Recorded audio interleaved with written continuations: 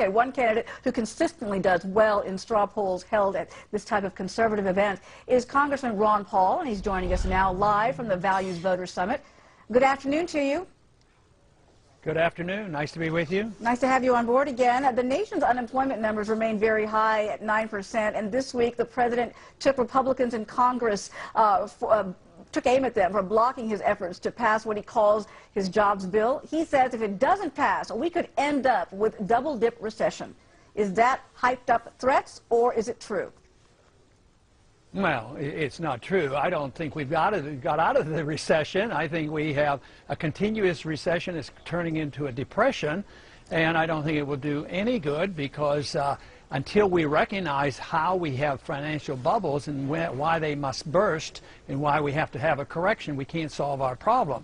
And that deals with the monetary system and the spending and the huge amount of debt. Unless you liquidate debt and malinvestment, you can't have economic growth again.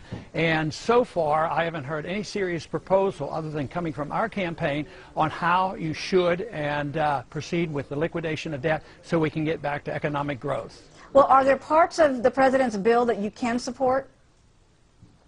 Well, I haven't looked at it in every single detail, but it looks like what he wants to do is spend money. My problem is that our problem is debt. If a family is deeply in debt, you don't tell them to spend more money, and all of a sudden things are going to be okay.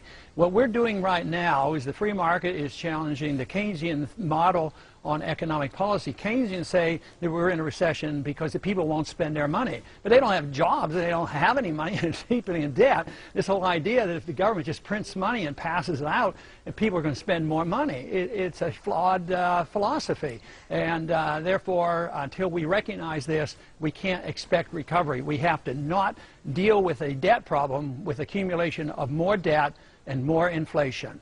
You know, we've been reporting at the top of our show, as you just heard, about the fighting that's going on between the two perceived frontrunners in this race over Mitt Romney's faith. As a Christian, do you think Mormon is part of a cult, as high-profile Key Perry supporter Pastor Jeffers put it? No, no way. What do you think of the remarks that were made?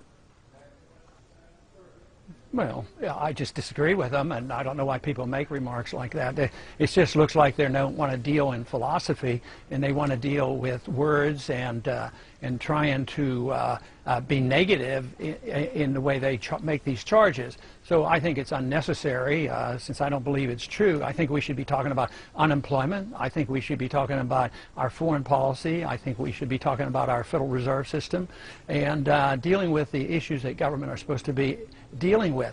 I mean, this whole idea that the most important thing between two candidates right now is the definition of cult and trying to make it sound negative to one for one person to get the edge over another. I think that, and they are encouraged, of course, by others to keep this thing going, but I don't think that's the issue of the day. I think liberty is the issue of the day, our Constitution is the issue of the day, and too much government. That is the issue of the day. It's not the definition of a cult. You know, you've been doing well in straw polls in the past. Where do you expect to come out in the Value Voters straw poll this weekend? I expect to do well, but I have no idea. I don't do head counts.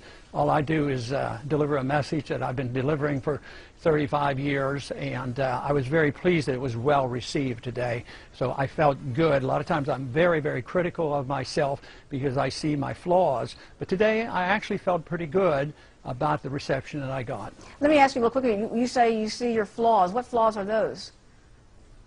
Well, I mean, I look at what I do and I say, well, I could have said that better. You know, just the things where you can improve oneself. So I'm always trying to improve. I don't have much change in my message at all. I've always tried to improve.